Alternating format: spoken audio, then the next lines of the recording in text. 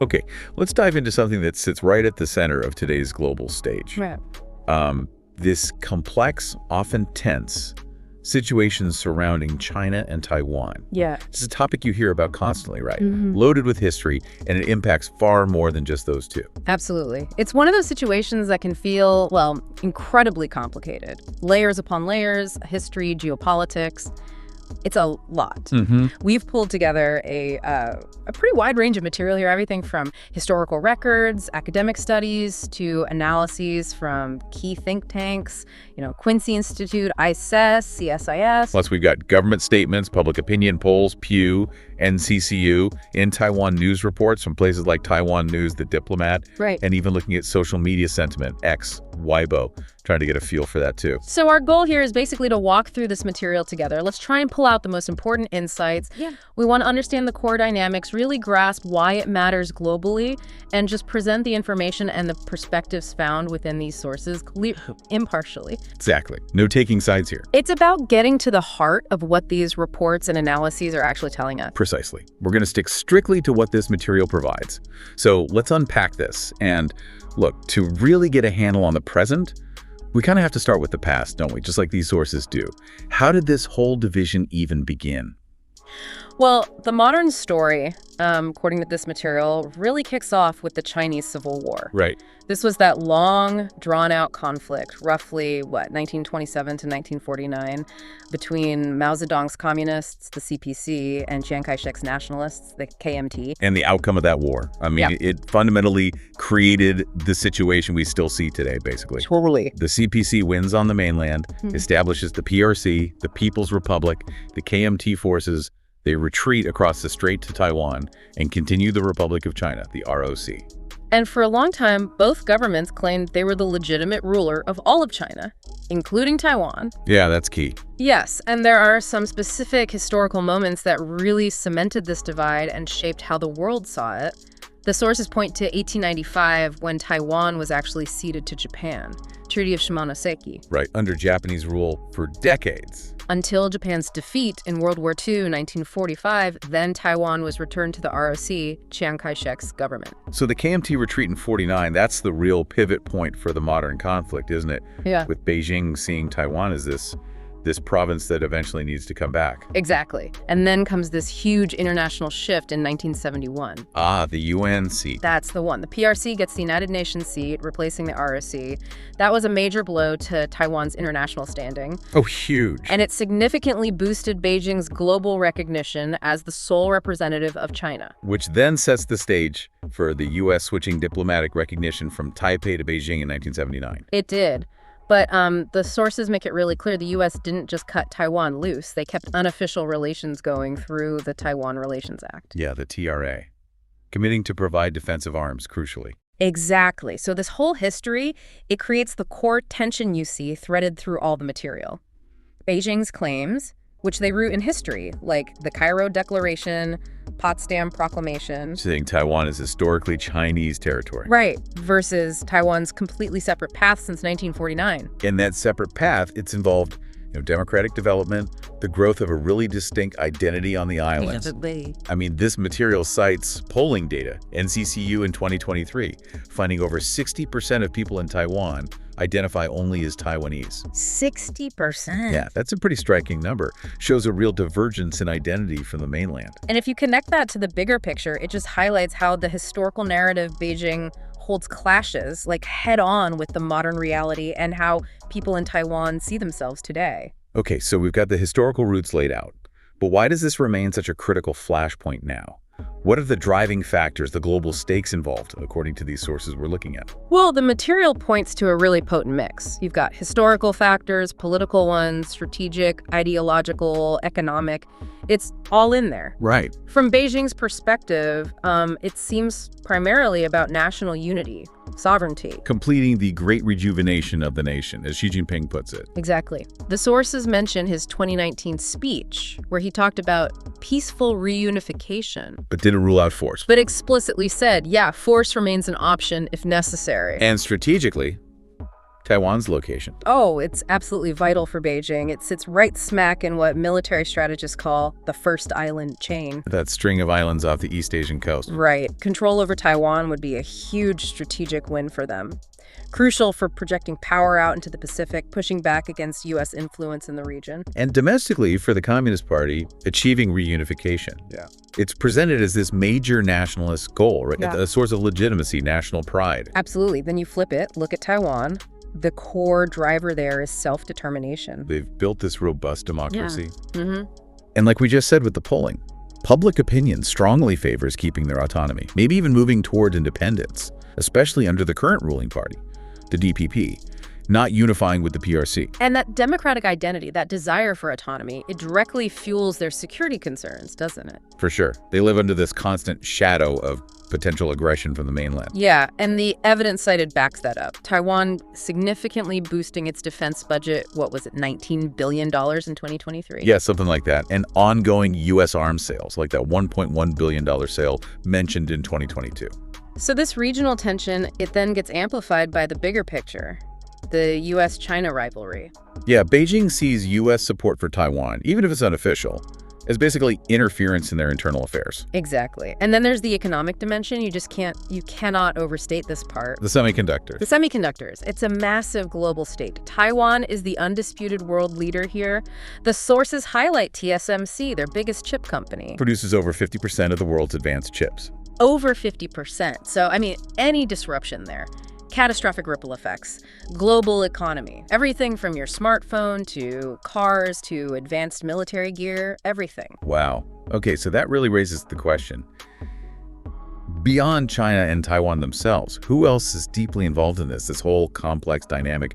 The material breaks down several key global players, right? It does, yeah. Let's walk through the main ones. Okay, the U.S., obviously central.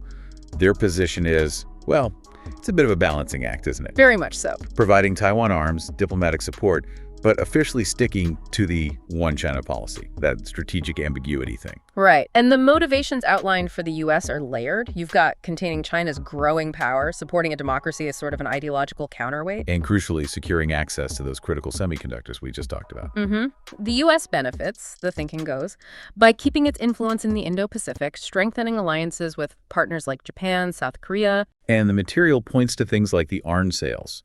Statements from officials like Eli Ratner in 2023 confirming Taiwan's strategic importance as evidence of this. Yeah.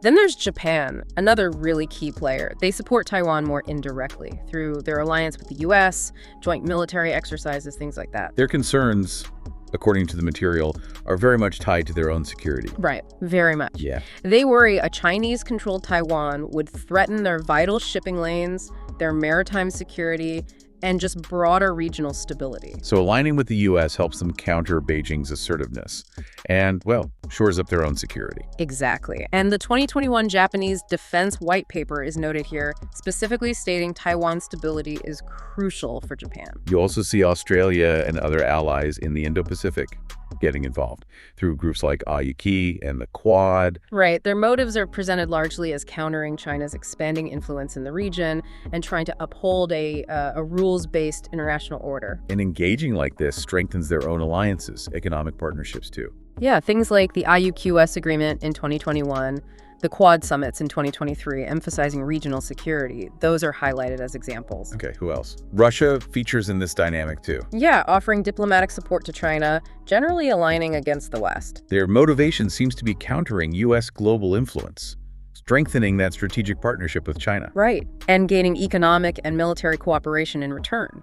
The joint military exercises, like the ones in 2022, are cited as an example of this alignment working in practice. And the sources also give a quick mention to other nations, North Korea, Iran, maybe aligning with China because they're also opposed to the West. While the EU countries tend to be more cautious, engaging with Taiwan, but trying not to provoke Beijing too much. It's fascinating how all these different national interests kind of converge and create this incredibly complex web around Taiwan. It really shows how, seemingly localized tensions can have these massive global ripples.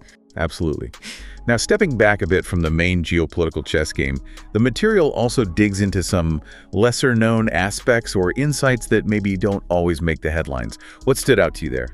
Well, one critical area that's highlighted is what the sources call China's cognitive warfare. Cognitive warfare. So this is more than just standard propaganda. Yeah, it's described as a much more sophisticated effort, using disinformation campaigns specifically aimed at undermining Taiwan's democratic society from the inside. How does that work? Like spreading false stories claiming the U.S. isn't a reliable partner? Exactly. Or fabricating narratives to make Taiwan's own government look incompetent or corrupt. The sources mention tactics like disguising propaganda to look like legitimate news reports from Western outlets, trying to confuse people. And the insight here, the hidden truth, if you like, is that the goal isn't just to make China look good, it's to erode trust within Taiwan, create internal divisions, weaken their resolve, maybe before any military action is even on the table. That's a significant dimension, often underreported, as you say. Definitely. Another interesting point goes back to that U.S. strategic ambiguity we mentioned. Right. The policy designed to deter both China from invading and Taiwan from declaring formal independence. But an insight from the material is that specific high-profile actions, the example given is Nancy Pelosi's visit in 2022. Yeah, that caused quite a stir. Right. Those actions could be interpreted very differently by Beijing than the stated U.S. policy. They risk being seen as signaling a stronger tilt towards Taiwan than the U.S. publicly admits. Potentially increasing the chance of miscalculation by China. Exactly. Miscalculation is a recurring theme. The sources also touch on the challenge posed by China's control over data. Their information environment is very restricted. And how does that play in? Well, that opacity limits how well outsiders can really understand Beijing's true intentions, especially regarding military plans. So while the material stresses, there's no, smoking gun evidence cited for an imminent invasion. Right, no definitive proof. That lack of transparency itself is a risk factor. It could speculatively be masking preparations. That's how it's presented, yeah. The opacity itself becomes part of the risk assessment. Interesting. And finally, the sources make a point about evidence gaps. They note that claims you sometimes hear about secret agreements or plots like the U.S. secretly pushing Taiwan towards independence. Yeah. These aren't really backed up by verifiable primary sources, like government documents or UN resolutions. The suggestion is these narratives are more likely rooted in propaganda campaigns. Which really highlights how important it is to try and stick to verifiable facts amidst all the noise in a situation this charged. Absolutely crucial. Okay, so bringing this analysis closer to the present, what does the material say about the current situation here in 2025, and what potential future paths does it outline? Well, the sources describe tensions as currently high, especially after Taiwan's 2024 election. Right, which saw the DPP's Lai Ching-te, who Beijing views as pro-independence, win the presidency. Exactly. Beijing views the DPP with deep suspicion on that front. And we've seen, as a result, frequent Chinese military exercises near Taiwan. Which the material characterizes as basically deterrence, intimidation tactics. Pretty much. Meanwhile, Taiwan keeps trying to bolster its own defenses, often with that U.S. support we discussed. And what about, public sentiment? You mentioned looking at social media. The material notes pretty polarized views there. On platforms like X, you see some posts expressing genuine fear of imminent Chinese aggression. But others arguing. Others arguing that maybe Western allies are exaggerating the threat for their own strategic or economic reasons. So, quite divided. So looking ahead, what trajectories do the sources outline? Well, one possibility is, continued peaceful resolution, diplomacy, economic ties. Those could maintain the status quo, but the material is quick to point out that requires a level of mutual trust and assurance that's just, it's lacking right now. Okay, so that's one path. The other? The other is the risk of escalation. The reports really highlight how miscalculations could trigger a crisis. Miscalculations like? Like maybe a perceived move towards formal independence by Taiwan, or a significant shift in U.S. policy that crosses a red line for Beijing. And if that happens, what possibilities are cited? The sources mention things like a Chinese blockade of the island, cutting it off, or even an outright invasion. Though the material stresses the immense costs of that. Oh, absolutely. Huge human and economic costs. They draw parallels to the challenges Russia faced invading Ukraine, suggesting it wouldn't be easy or cheap for Beijing either. And if conflict did break out, connecting back to the bigger picture, the global impact would be catastrophic. Just catastrophic. Severely disrupt global trade again, think semiconductors, could trigger worldwide economic crises, and it carries that terrifying risk of a direct military clash between the U.S. and China. Potentially drawing in allies like Japan, Australia. Exactly. The Quincy Institute's 2024 report is specifically cited warning about this danger of miscalculation, given the deep mutual suspicion and the, frankly, weak crisis management channels between the U.S. and China right now. That really drives home how crucial it is to understand the nuances here. Which kind of leads us to tackling some common misunderstandings, doesn't it? Yeah. Things the material sheds light on. Yeah, that's a good point. What are some prevalent ideas about the situation that the sources suggest might not be quite right? Okay, first one the material addresses. Yeah. The idea that China is inevitably going to invade Taiwan, like really soon, any day now. Right. The analysis we looked at suggests an invasion is actually unlikely in the immediate term. Why is that? Basically, the costs, the economic fallout for China itself, the huge international backlash they'd face, the global disruption. It makes it an incredibly high-risk option right now. And Xi Jinping's public focus is still on peaceful reunification, mostly. That's seen as indicating a preference for a longer-term strategy. Yeah. Even while keeping that military option explicitly on the table. So, inevitable soon. Probably not, according to these sources. Okay. Misconception number 2. The U.S. fully supports Taiwan declaring formal independence. Yeah, that's another common one. But the truth, based on these sources, is that the official U.S. policy remains one China. So while they support Taiwan's defense, they don't support formal independence, precisely because that's seen as a red line for Beijing, something that could actually trigger the conflict they want to avoid. Got it. And finally, the idea that Taiwan is basically helpless without direct U.S. military intervention. Completely defenseless. The sources paint a different picture there. They note Taiwan actually has a capable military of its own. And they're investing heavily in that asymmetric warfare stuff, right? Exactly. Things like anti-ship missiles, drones, mobile defenses. It's part of their porcupine strategy. Making themselves too prickly to attack easily. Basically, yeah. Make an invasion so costly and difficult for China that it acts as a deterrent.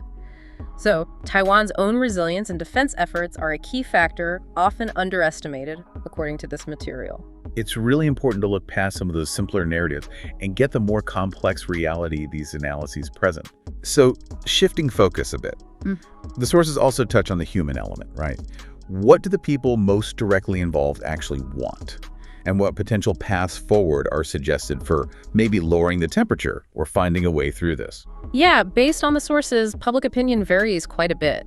In Taiwan, the polling data we mentioned, Pew, NCCU from 2023, consistently shows a majority prefer the status quo. Meaning not immediate unification with China, but also not a formal declaration of independence right now. Basically trying to avoid conflict while preserving their current autonomy. Okay. And on the mainland? Sentiment gathered from platforms like Weibo suggests many people do support reunification. The material notes this is often influenced by state media, framing it as a matter of national pride. And viewing resistance in Taiwan as, like, betrayal. Something like that, yeah. Influenced by that nationalist narrative. And the wider global community, what's the priority there? Stability, mostly. Maintaining trade and, crucially, avoiding a potentially devastating U.S.-China conflict. That seems to be the main global concern reflected here. Okay, so given those different desires, how could change potentially happen?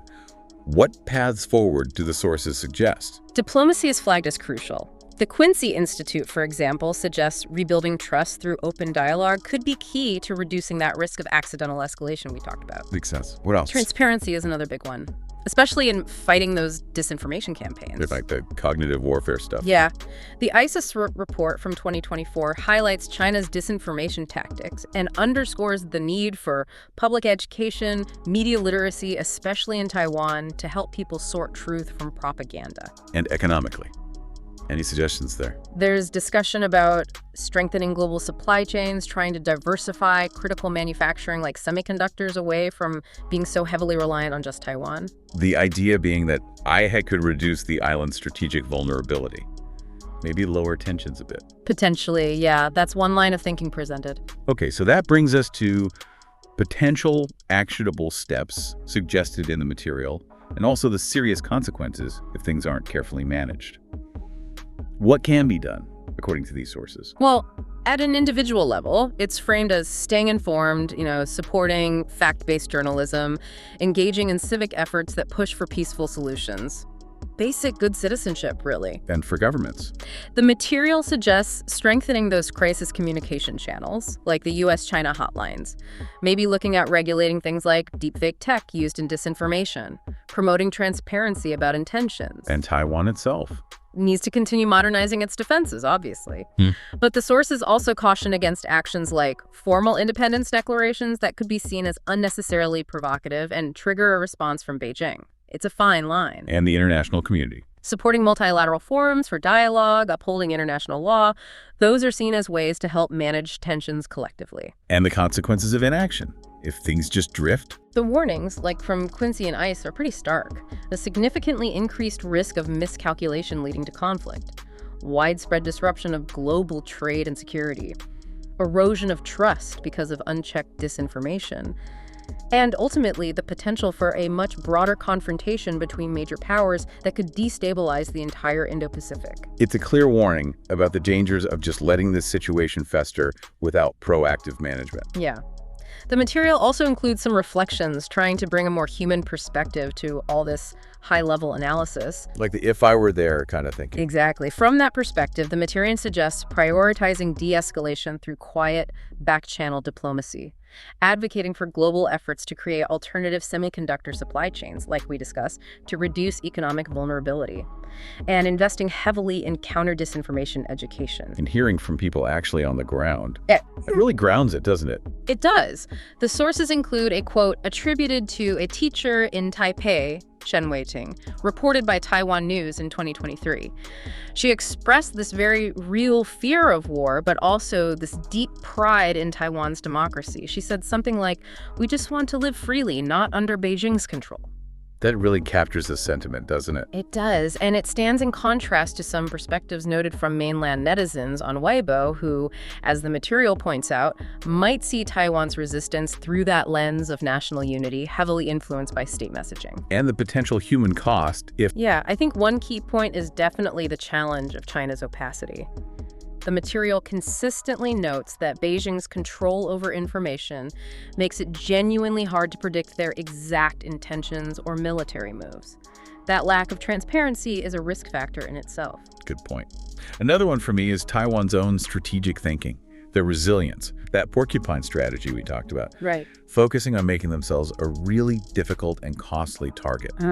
Using asymmetric defenses, missiles, drones.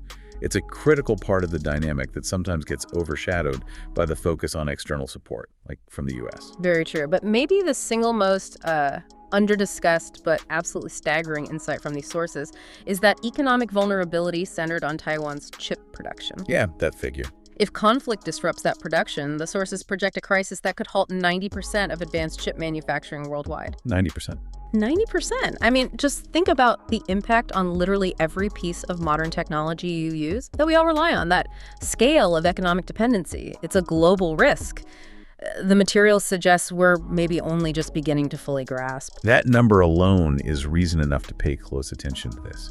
And remember, every piece of analysis, every statistic, every perspective we've discussed today comes directly from that stack of material we started with. Right. The academic studies, the think tank reports, government statements, polls, news analysis, even the social media sentiment. And the sources themselves acknowledge, some areas, particularly internal decision-making within China, involve a degree of speculation because access is restricted. But the analysis prioritizes verifiable data wherever it possibly can. It's a complex picture, no doubt, but one that these sources really help bring into much sharper focus. So what does all of this mean for you, the listener, at the end of the day? We've seen this as a deep, historically rooted conflict. It's driven by this powerful mix of national aspirations, strategic positioning, economic realities. Multiple global players are involved, each with their own complex motivations. Yeah, and disinformation and the risk of miscalculation are identified as maybe more significant and immediate threats than some inevitable invasion scenario, although that risk of escalation is certainly real. Right, and while conflict isn't presented as unavoidable in the near term, the global stakes, particularly economically, strategically, are just incredibly high. And we've navigated all of this by sticking strictly to the information provided in the sources we had, really aiming to give you a clear, impartial understanding of the viewpoints and facts contained within them. So here's a final thought to maybe chew on, building on what we've discussed from these sources. Given Taiwan's absolutely central role in the global tech supply chain, sitting right there at the intersection of major power rivalries and fundamentally different political systems, does understanding this specific conflict offer a kind of unique window into just how deeply interconnected global security, economics, and even that battle for truth against disinformation truly are in the 21st century? It's definitely something to think about. We hope this deep dive helps you approach this really complex topic with a more informed perspective. And encourages you to keep exploring, keep thinking critically, and always seek out reliable sources. Thanks for diving deep with us today.